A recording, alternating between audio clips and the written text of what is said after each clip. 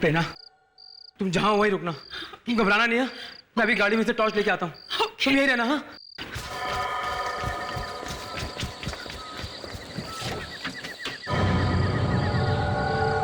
कौन है घर में?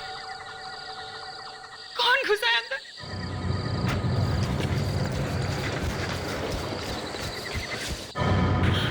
ये लो प्रेरणा।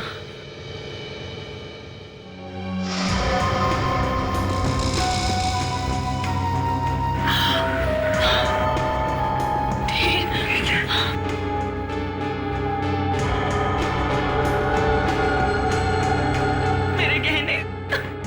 देखो प्रेरणा,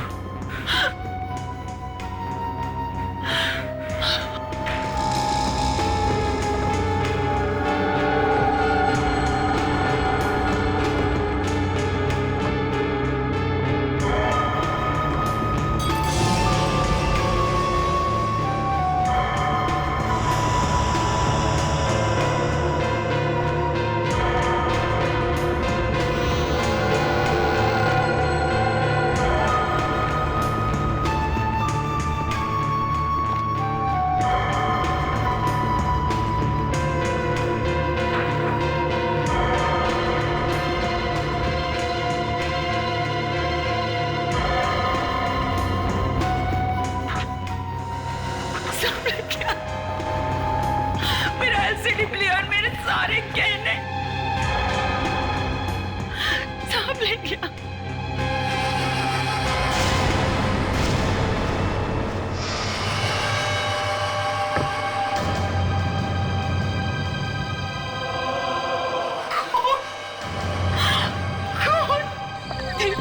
हम पुलिस को फोन कर, शायद वो अभी भी यहीं कहीं छिपा हो सकता है। हाँ मैं करता हूँ।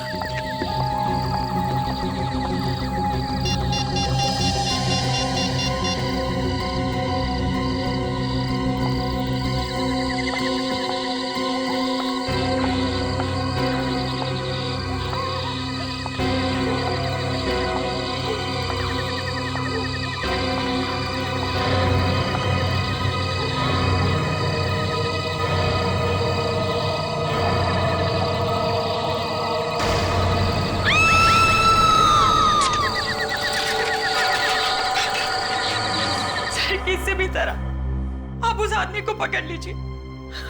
देखिए देखिए हमारे घर की क्या हालत की है उसने। अब घबराइए मत, कुछ नहीं होगा। कहाँ है? सर वो वहां पर सर।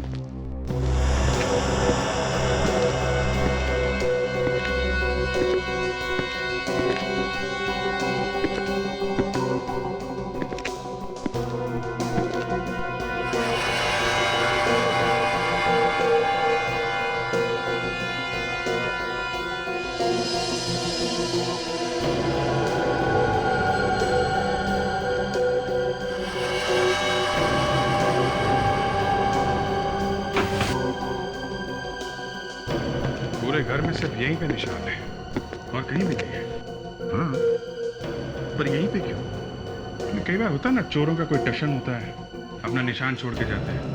पर सर ये तो खून के निशान है सर।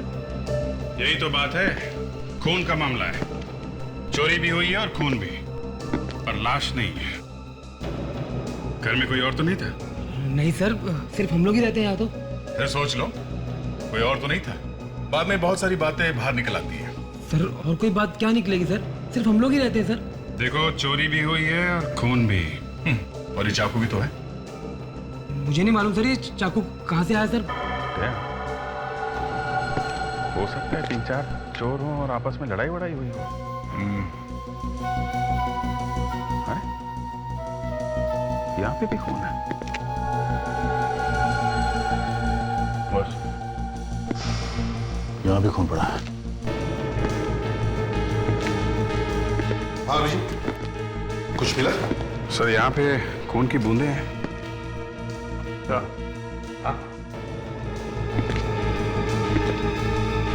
यहाँ थोड़ा ज्यादा खून पड़ा हुआ है। यहाँ तो ज्यादा है। एक तो यहाँ है सर, और अंदर किचन में भी काफी ज्यादा खून पड़ा है।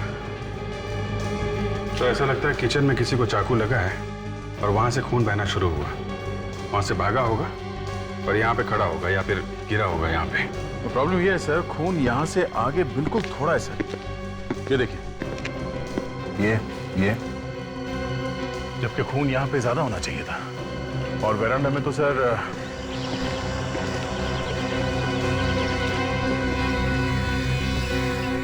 कहीं भी एक बूंद नहीं है सर, एकदम साफ है। इधर भी नहीं है सर। खून की आखिरी बूंद यहीं पे है।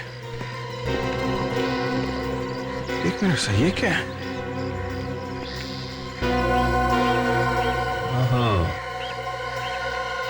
किसी इंसान की खाल लगी हुई है। ओह, तभी मैं सोच रहा हूँ सब उल्टा पुल्टा है सर। यहाँ पे किसी को चोट लगी है, मतलब कोई अंदर जा रहा था जब चोट लगी। शायद किचन में चाकू नहीं चला है क्या? शायद नहीं। तो सर चाकू पे खून तो लगा हुआ है।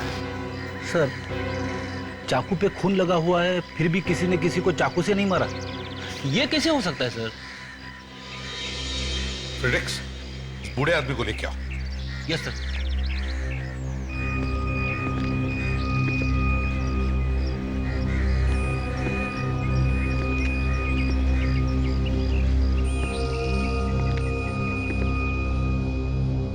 बिठाओ इन्हें।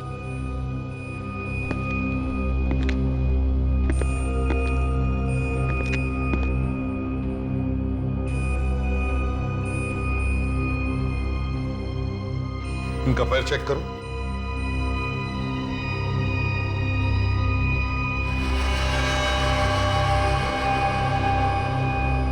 सर, पैर में चोट लगी है। मतलब जब ये घर के अंदर है तब ये कील लगी है। ये बताओ किसे चाकू मारा तुमने? चाकू किसे मारा तुमने? और कौन कौन था तुम्हारे साथ में? हा? अरे अब तो पकड़े गए हो, सच सच बता ही दो। सर, लग तो ऐसा रहा है कि इन्होंने कई दिनों से खाना तक नहीं खाया। ठीक है, ले चलो इसे ब्यूरो में। इसे नहलाओ, धुलाओ, खाना खिलाओ, फिर देखते हैं चक्कर क्या है।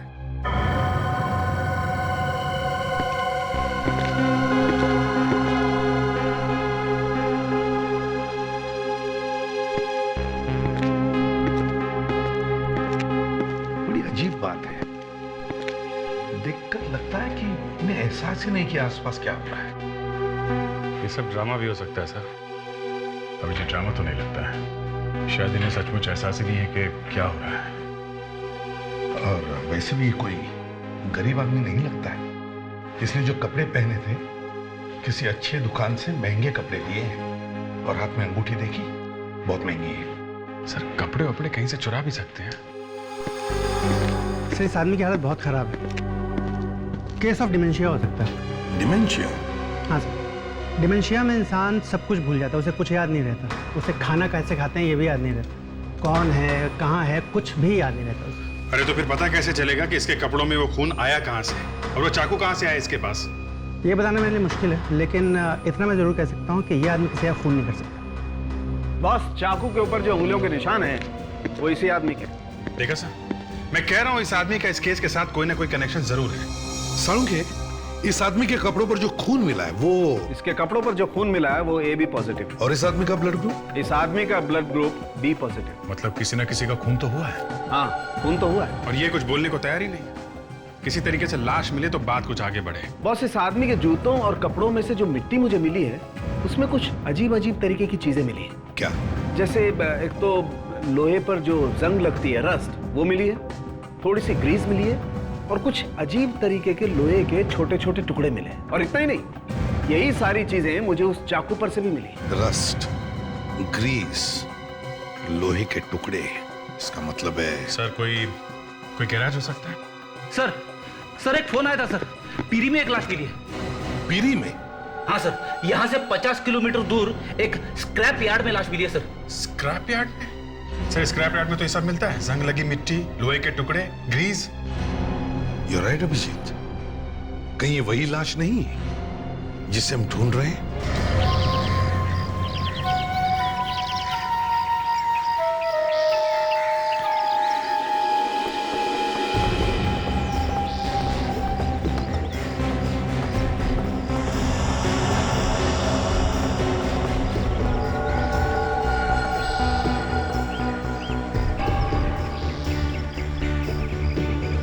कपड़े देख के तो ऐसा लगता है किसी अच्छे घर की है।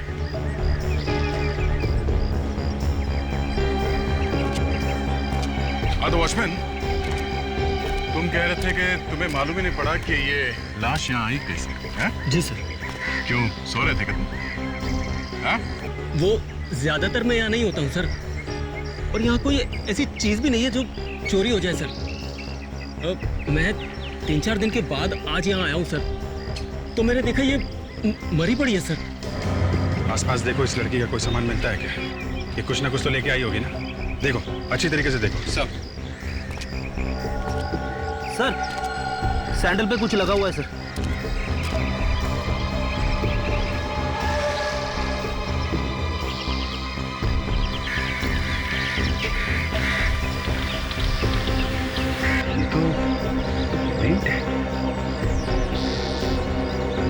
इस सैंडल पे भी लगा हुआ है। सर दोनों पेंट अलग अलग है सर। इसका मतलब ये लड़की किसी ऐसी जगह गई है जहां जमीन पे पेंट गिरा हुआ था। जी, इस वॉचमैन ने तो देखा ही नहीं इस लड़की को यहाँ आते हुए। ये था ही नहीं यहाँ पे। है? लड़की का गला काटा गया दया, काफी खून बहा होगा, मगर यहाँ आसपास खून की एक बूंद भी नहीं है। ये भी तो हो सकता है बॉस कि खून कहीं और किया गया हो और लाश को यहाँ पे लाके फेंक दिया। बूढ़े आदमी के जूते पे जो मिट्टी हमें मिली है, वो मिट्टी बिल्कुल वैसी है जैसी मिट्टी हमें स्क्रैप यार्ड में मिली। मतलब जहां पर लाश मिली है, ये मिट्टी बिल्कुल वैसी है। मतलब वो बूढ़ा आदमी था वहां पे जब ये खून हुआ? 24 घंटे पहले तो था, उसके आगे का पता नहीं। अरे सर, अब ये 24 घंटे कहाँ से घुसेड़ दिए बीच में? अभिजीत, लड़की की मौत 24 घंटे पहले हुई है। अगर बूढ़े आदमी के हाथ में चाकू था और उस चाकू पर लड़की का खून लगा हुआ था, तो मतलब साफ है कि यह आदमी 24 घंटे पहले वहां पर था। सर, अब उस बूढ़े आदमी का मुंह खुलवाना बहुत जरूरी हो गया है। सर, उस लाश से कुछ और पता चला? देखो, ये तो सभी ने देखा है कि लड़की के गले पर चाकू से वार किया गया। सर, कोई ऐसी बात पता चली है जिससे हम ये लड़की कौन है ये जान सके? तारिका, दिखाओ जरा वो स्लाइड्स। जी सर। लड़की के कपड़ों का एक बड़ा क्लोजअप। सर ये तो किसी धागे के रेशे लग रहे। जी, रेशे ही है। रेशे जो डस्टर और नकली फूल बनाने के काम आते हैं। नकली फूल, आर्टिफिशियल फ्लावर्स, जो घर के डेकोरेशन में काम आते हैं। बिल्कुल बिल्कुल वैसे ही फूल। मगर ये नकली फूल वहाँ स्क्रैप यार्ड में पहुंचे कैसे? सिर्फ इतना ही नहीं, ये जो अलग रंग दिख रहे हैं ना, ये पोलन सीड्स के धब्बे हैं। मतलब असली फूलों में से निकलता है वो पोलन सीड्स? हाँ, वही फूलों के बीज। और ये ऐसे वैसे फूल नहीं है, एंड्रोइस ब्लू। एंड्रोइस ब्लू? बहुत कीमती होता है सर। ऐसे दिखता है एंड्रोइस ब्लू। तो क्या लड़की की मौत किसी फूलों से भरे बाग के बीच में हुई है क्या? और सर, दोनों तरह के फूल हैं, असली भी और नकली भी। सर, ये भी तो हो सकता है कि खूनी स्क्रैप यार्ड में जाने से पहले किसी फूलों की दुकान में गया हो, किसी फ्लरिस्ट के यहाँ। या तो ये लड़की गई हो फूलों की दुकान में, फ्लोरिस्ट शॉप में फूल खरीदने के लिए। वहीं पे मिलेंगे ये दोनों, असली फूल और नकली फूल भी।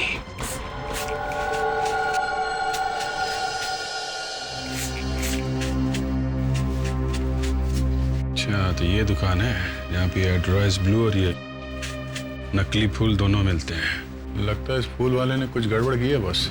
ये ऐसे पेंट लगे हुए फूल रखते ही क्यों हैं आप यहाँ पे? उनकी ज्यादा डिमांड है मैडम, वही तो ज्यादा बिकते हैं। ये रंग जाएगा कि नहीं? निकल जाएगा, कल तक निकल जाएगा, बस घर जाके धोइएगा। ये क्या हुआ है? कुछ नहीं, थोड़ा सा रंग लग गया। थोड़ा सा दूर से ही दिख रहा है। लेकिन लगा कैसे ये? बस यूं ही इधर कहीं। ये लोग असली फूलों के साथ नकली फूल रखते हैं और उसके बाद उस पे हाथ से रंग लगा देते। तो क्या हुआ, कोई गुनाह किया क्या? मैडम, ये हमारा बिजनेस है, बिजनेस। मैं तुम्हारी शॉप पे आज के बाद दोबारा कभी नहीं आऊंगी। देखो, हम लोग सीआईडी से। ये फोटो देखो जरा। ये लड़की यहाँ पे आई थी क्या कभी? ये तो कल ही आई थी। ये लड़की आई थी? हाँ, कल उसने 15 बुके खरीदे। 15 बुके? जी, एक नहीं, दो नहीं, पूरे 15। अरे लेकिन 15 बुके किस लिए? वो अलग अलग लोगों को देने के लिए। अच्छा, उसके कपड़ों पे भी ऐसे ही कलर लगा था कि जैसे इनके कपड़ों पे लगा है? उसमें मेरा कोई कसूर नहीं था सर, वही पेंट के डिब्बे से टकरा गई। कल वो लड़की फोन पर किससे झगड़ा कर रही थी, बोल रही थी कि वो उसके घर पर आने वाली है। मैंने तो उसके लिए टैक्सी भी बुला के लाई थी। तुमने उसके लिए टैक्सी मंगवाई थी? जी। कहाँ के लिए? वर्ली सी फेस। वर्ली सी फेस, ओके। वर्ली सी फेस जाके एक फ्लैट चेक करते हैं।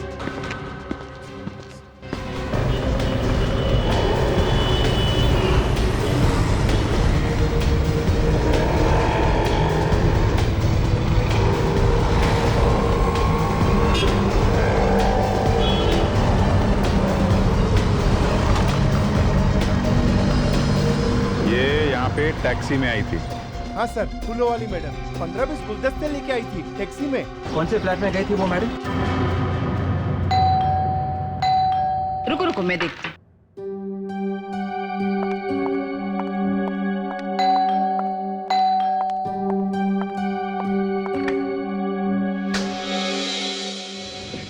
देवेन है घर में? हाँ, लेकिन आप? हम लोग सीआईडी से। सीआईडी?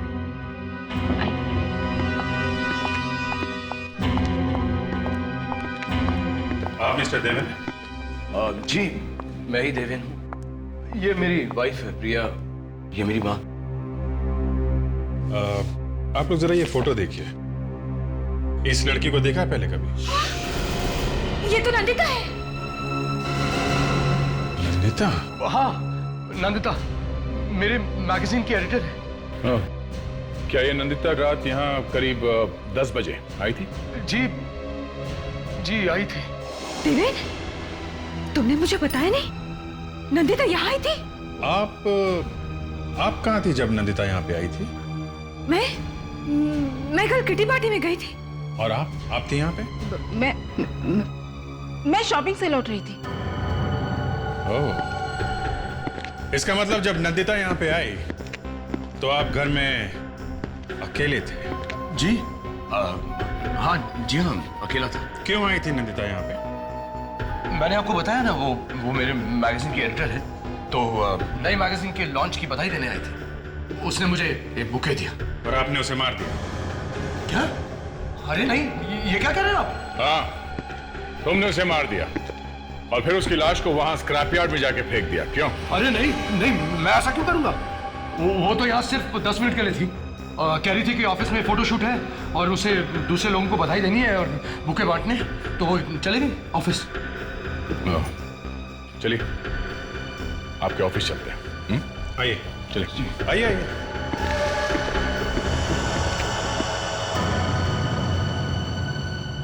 विश्वास ही नहीं हो रहा है नंदिता इस दुनिया में नहीं रहे। पता नहीं कैसे हो गया ये सब कुछ। वही तो हम भी ढूंढने की कोशिश कर रहे हैं कि ये सब हुआ कैसे। एक बात बताओ, नंदिता कल ऑफिस आई थी क्या? नहीं सर, शायद कल नंदिता ऑफिस आई नहीं थी। शायद मतलब? सर एक्चुअली कल हम बहुत बिजी थे। हमारी मैगजीन का इंटरनेशनल एडिशन लॉन्च हो रहा है, उसी के चक्कर में लगे हुए थे और किसी को ध्यान ही नहीं रहा। कमाल है, किसी को भी ध्यान नहीं रहा कि नंदिता कल यहाँ पे आई थी या नहीं। अच्छा ये बताओ, नंदिता का ऑफिस में किसी के साथ झगड़ा, किसी के साथ दुश्मनी? एक है सर जिसके साथ कुछ हुआ था। कौन है वो? वंशिका। प्रतीक, तुम्हारा दिमाग तो ठिकाने पर है। सर वो एक साथ ऑफिस में काम करते हैं तो छोटे मोटे झगड़े होते ही रहते हैं। और सर उसकी कुछ और ही प्रॉब्लम थी। कैसी प्रॉब्लम? सर उसके बॉयफ्रेंड ने उससे शादी करने से मना कर दिया था और इसी बात में उनके बीच झगड़े भी होते थे। क्या नाम क्या था उसका? सर नाम तो नहीं मालूम, लेकिन वो अक्सर ऑफिस के बाद उससे मिलने जाती थी टैक्सी लेके। कुलाबा में कहाँ? सर वो तो नहीं पता। किसी को तो पता होगा। आप में से किसी को मालूम है कि नंदिता कुलाबा में कहाँ जाती थी? सर रूही को पता होगा। अब ये रूही कौन है? रूही नंदिता की बहन। काश मैं अपनी बहन को बचा पाती। अगर मुझे पता होता तो मैं शायद उसकी मदद कर पाती और शायद। हमें भी बहुत दुख है आपकी बहन की मौत का। ये लीजिए, पानी पीजिए। Thank you. रूही जी, आपके और नंदिता जी के संबंध कैसे थे? अच्छे ही थे, तो आपको उसकी हर बात के बारे में सब कुछ मालूम ही होगा। आप लोग साथ में ही रहते थे ना? सर वो एक्चुअली नंदिता मेरी सगी बहन नहीं थी। ओह, सगी नहीं थी तो मतलब दुश्मन थी हैं? कोई संबंध नहीं था आपस में आपके? नहीं नहीं, ऐसी बात नहीं है। मैं तो उसे अपनी सगी बहन ही मानती थी, लेकिन वो मुझे नहीं मानती थी। उसके डैडी ने मेरी माँ के साथ दूसरी शादी की। उसने मुझे कभी माफ नहीं किया, ना ही माँ को। क्या आपको मालूम था कि नंदिता का अफेयर एक आदमी के साथ में चल रहा था? उसका एक बॉयफ्रेंड था। बॉयफ्रेंड? हाँ। मैंने सिर्फ एक बार नंदिता को किसी आदमी के साथ फोन पर बात करते हुए सुना था।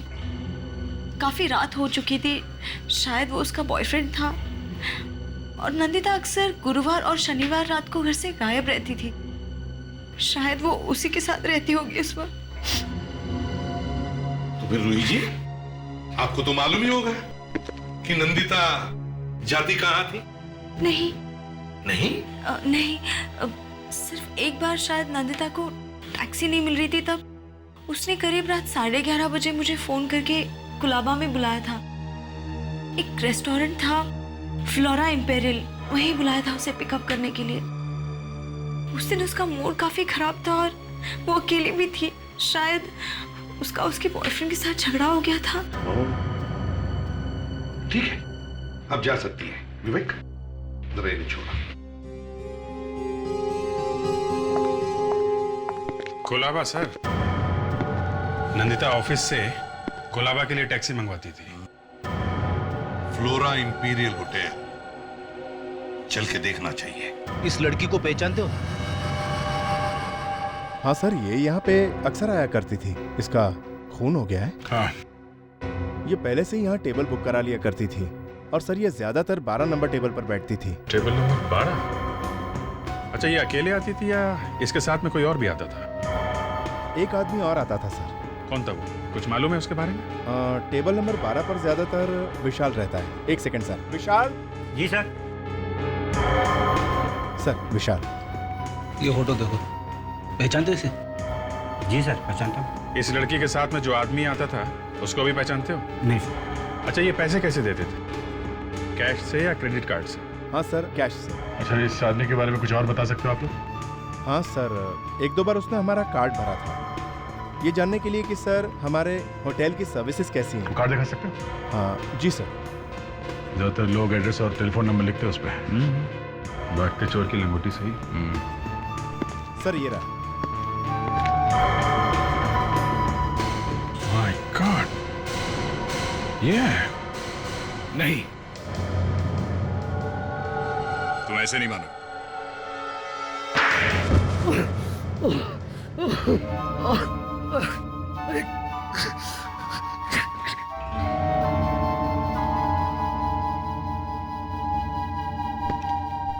क्यों मारा नंदिता को?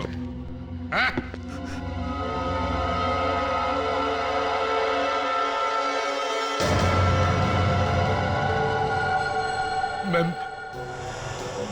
मैं मानता हूँ कि मेरा नंदिता के साथ अफेयर चल रहा था। तो वो कहने लगे कि मेरे साथ शादी कर लो, और शादी तुम कर नहीं सकते थे क्योंकि तुम्हारी एक वाइफ घर पे बैठी है। लेकिन मैंने उसे नहीं मारा। ये अचानक क्या हो गया तुम्हें देवेन, जो तुम्हें उसे मारना पड़ा है? कहीं ये तो नहीं कि उसकी हिम्मत इतनी बढ़ गई कि वो तुम्हारे घर में आई फूलों का गुच्छा लेकर? मैंने उसे समझाने की कोशिश की। हाँ हाँ, वो तो हमें अच्छी तरह से मालूम है किस तरह से समझाया तुमने उसे। उसकी मौत तुम्हारे घर में आने के बाद हुई है, समझे? नहीं। कहां पे मारा उसे? घर में? और फिर ले जाकर के बाहर फेंक दी लाश उसकी? नहीं सर, नहीं। अच्छा, कोई गवाह है जो बता सके कि घर में कुछ नहीं हुआ था? तुम्हारी वाइफ थी घर में जब नंदिता वहां अचानक आई? तो मां थी? नहीं। कोई भी नहीं था घर में। अच्छा मौका था नंदिता का खून करने का। लेकिन मैंने उसका खून नहीं किया। जब वो मेरे घर से गई थी तो वो जिंदा थी। और तो और मुझे धमकी देकर गई कि दुनिया के सामने वो बता के ही छोड़ेगी कि सच्चाई क्या है। अब आई ना सच्चाई बाहर। फ्रेडरिक्स, उस आदमी को लेकर आओ। Yes sir. तुम्हारे पास गवाह नहीं है, पर हमारे पास गवाह है।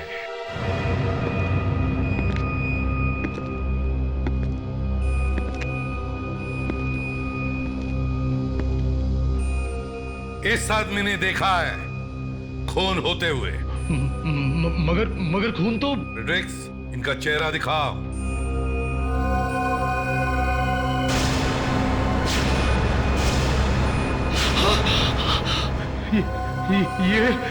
ये तो पहचानते हो इन्हें?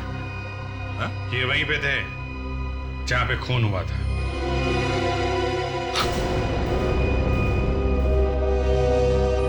इतना डर लग गया कि मुंह ही घुमा दिया। ये मेरे डैडी है। डैडी? तुम्हारे डैडी है और सड़क पे घूम रहे हैं? इनका नाम चंद्रकांत है। मैं और मेरी वाइफ इन्हें बॉम्बे के बाहर छोड़कर आए थे। क्यों? क्योंकि इनकी दिमागी हालत ठीक नहीं है इसलिए? शर्म आनी चाहिए तुम्हें। फ्रेडरिक्स, चंद्रकांत जी को लेके जाओ। चलिए। देवेंद्र का अफेयर चल रहा था, मुझे तो पता ही नहीं चला। जिंदगी में ये दिन भी देखना पड़ेगा, मालूम नहीं था। पहले कभी आई थी वो घर में? वैसे तो किसी न किसी बहाने से आती ही रहती थी,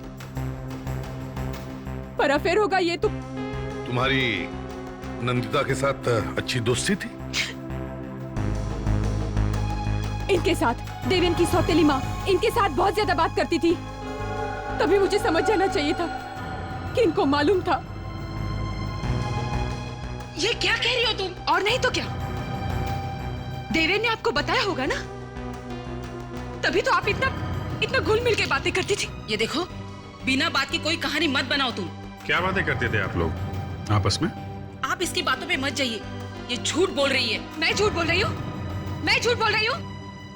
एक तो मेरे हस्बैंड का अफेयर करवाया तुमने, और ऊपर से। प्लीज प्रिया, माँ को क्यों फंसा रही? इन्हें मालूम नहीं था। चंद्रकांत जी, अब ये फोटो देखिए, ये फोटो देखिए चंद्रकांत जी। अब यहाँ पे खून हुआ है। अब इस लड़की का खून हुआ है।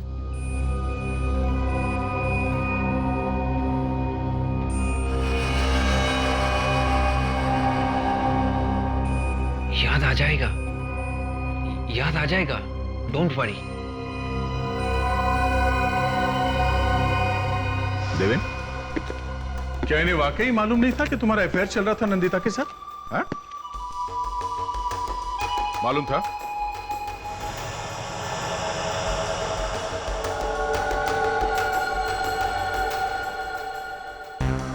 मालूम था या नहीं? हाँ?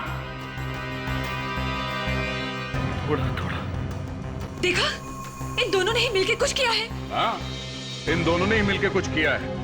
पहले तो अपने बाप को ही घर से बाहर निकाल दिया। लेकिन मुझे तो इन दोनों ने बोला था कि उन्हें हॉस्पिटल में रखा है। और तुमने मान लिया? शर्म नहीं आई तुम्हें? पति रास्ते पर ठोकरे खा रहा था और तुम लोग घर में बैठकर गुलछर्रे उड़ा रहे थे। पैसों के लिए दूसरी शादी की है इन्होंने सर, और ये खून, ये भी पैसों के लिए हुआ है। नहीं, ऐसी बात नहीं है। ऐसा ही है। नंदिता ने इससे कहा होगा मुझसे शादी कर लो, हाँ? पर ये प्रिया को छोड़ नहीं सकते थे, क्योंकि घर में सारे पैसे प्रिया लेके आती थी। तो माँ और बेटे ने सोचा नंदिता को रास्ते से हटा देते हैं, न रहेगा बास न बजेगी बांसुरी। क्यों? मगर इन्होंने ये नहीं सोचा कि जिसे इन्होंने घर से बाहर निकाला उसी ने इन्हें खून करते हुए देख लिया।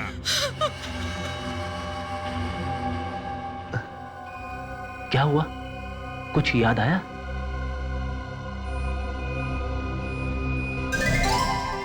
क्या हुआ सर? पता चल गया सर। बता दिया सर, बता दिया। क्या बता दिया?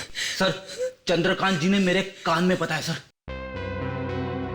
सर, आप लोग प्लीज यहां आइए ना सर।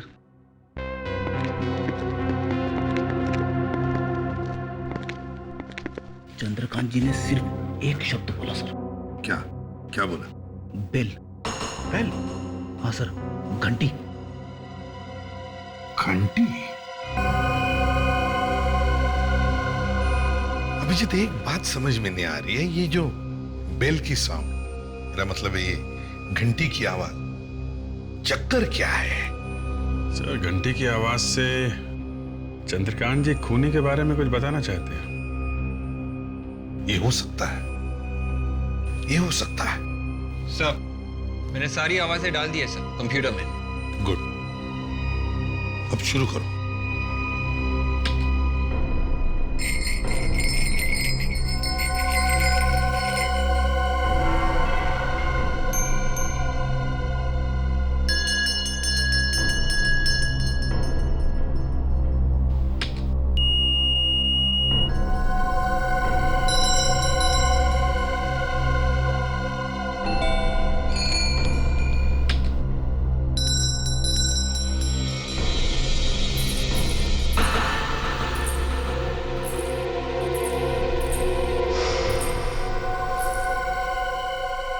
विवेक, रुको।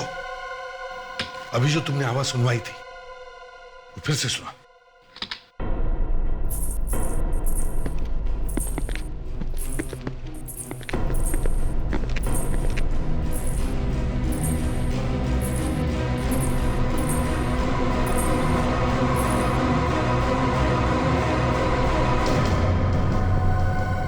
तो इस आवाज के साथ खूनी का कनेक्शन है सर।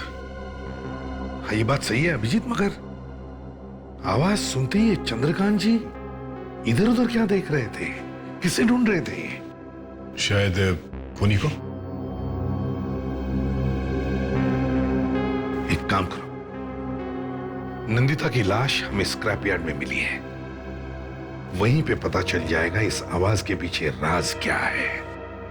ये हील का टुकड़ा हमें यहाँ मिला है, यहाँ पे। ये उसके सैंडल में से तभी टूटा होगा जब वो अपनी जान बचाने के लिए भाग रही थी, मगर वो ज्यादा दूर तक भाग नहीं सकी और यहाँ पर खूनी ने उसका गला काट दिया। सर, अगर ये लड़की यहाँ पे गिरी है और उसका इतना सारा खून बहा है, तो फिर वो यहाँ से वहाँ तक चल के गई कैसे होगी जहाँ पे उसकी लाश मिली? मरने के बाद फिर से जिंदा हो गई? इसका मतलब है फ्रेडी वो जिंदा थी। मौत सामने खड़ी हो तो न जाने कहाँ से ताकत आई जाती है। चक्कर ये है कि ये नंदिता यहाँ आई क्यों? किसी ने बुलाया होगा उसको यहाँ मिलने के लिए। लाया होगा तो देवेन के घर से निकल के तो उसने टैक्सी ली थी और अभी तक वो टैक्सी वाला नहीं मिला जिसके टैक्सी में बैठ के वो यहाँ आई है। सर, वो यहाँ टैक्सी में आई ही नहीं। क्या मतलब? फिर कैसे है? किसी की गाड़ी में बैठ के आई है सर।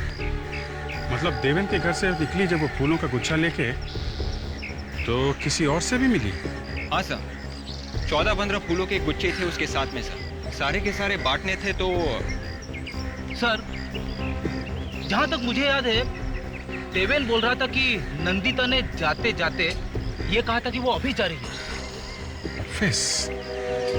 वेरी गुड फ्रेडी, कभी कभी तुम्हें सही टाइम पे याद आता है। चलो ऑफिस चलते हैं। वही जो होता आया है आखिर हो ही गया। क्या क्या हो गया? वो जो होता है खूनी। खूनी? हाँ, खूनी। खूनी यहीं पर है। हाँ, यहीं पर तुम में से ही कोई है। अब झूठ ज्यादा देर तक टिक नहीं सकेगा। हाँ? नंदिता उस दिन यहाँ ऑफिस में किसी आदमी को फूलों का गुच्छा देने आई थी। कौन है वो आदमी? सामने आ जाए। जिस किसी को भी उसने फूलों का गुच्छा दिया सामने आ जाए। हाँ? अब आप सब लोग एक एक करके कैबिन में आ जाए। किस लिए? अंदर हमारा एक आदमी बैठा और वो खूनी को जानता है। जैसे ही वो खूनी को देख लेगा उसे तुरंत पहचान लेगा। समझे? तो अब ज्यादा वक्त बर्बाद मत करो। जिसने भी नंदिता से फूलों का गुच्छा लिया है वो या तो सामने आ जाए या फिर एक एक करके अंदर चलो। आइए।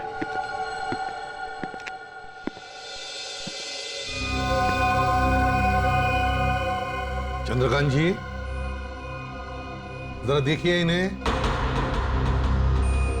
क्या पहचानते हैं इन्हें?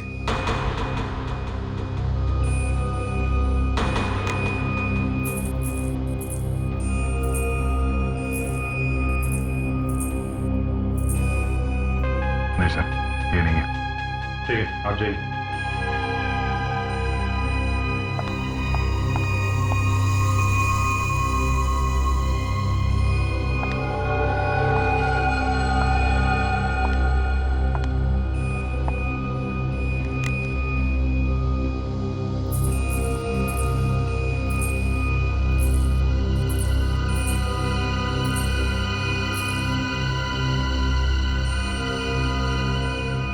मैं जाऊं?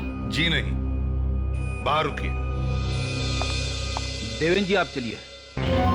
मैं? हाँ, आप चलिए।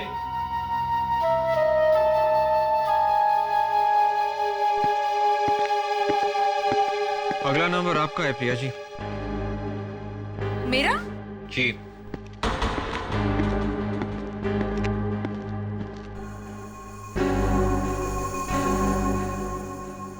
प्रिया जी को अंदर भेज दो। Yes sir. चलिए।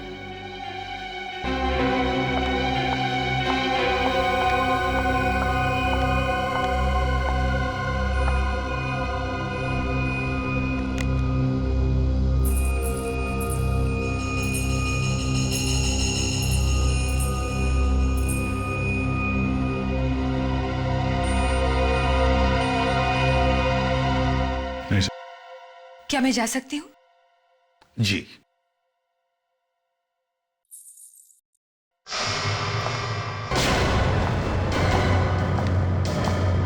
एक मिनट प्रिया जी।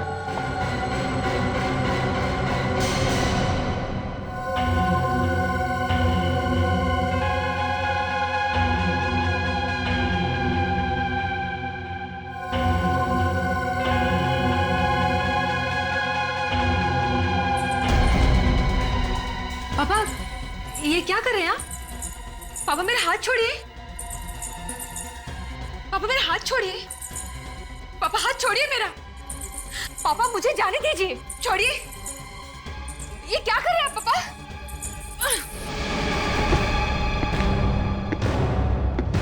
तो वो तुम ही हो? प्रिया, क्या हुआ? अरे क्या हुआ प्रिया? कुछ नहीं, वही हुआ जो हमेशा होता आया है। खूनी पकड़ा गया है। सॉरी, पकड़ी गई है। कौन है खूनी? यही है जो तुम्हारे सामने खड़ी है। प्रिया, तुम? हाँ, हाँ मैं। पर सारा कसूर तुम्हारा है। मेरा?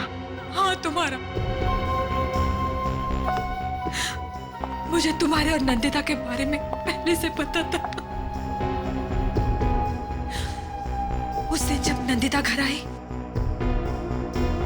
तुम्हें धमकी देने के लिए, उसके बाद उसने मुझे फोन किया था और उसने वहां से कहा कि उसे कुछ जरूरी बात करनी है।